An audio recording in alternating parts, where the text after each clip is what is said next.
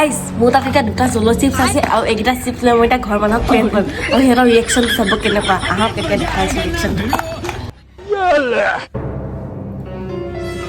रुको जरा सबर करो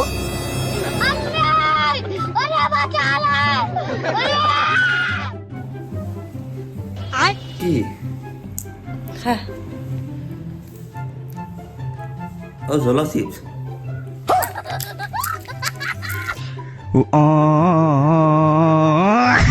पैसा बर्बाद हो নতুন চকলেট কি হরে তখন নহয় বাবা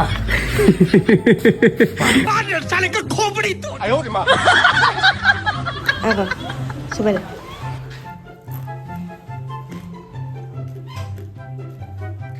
কি দিছে বাবা ও ইমান জ্বালা জ্বালা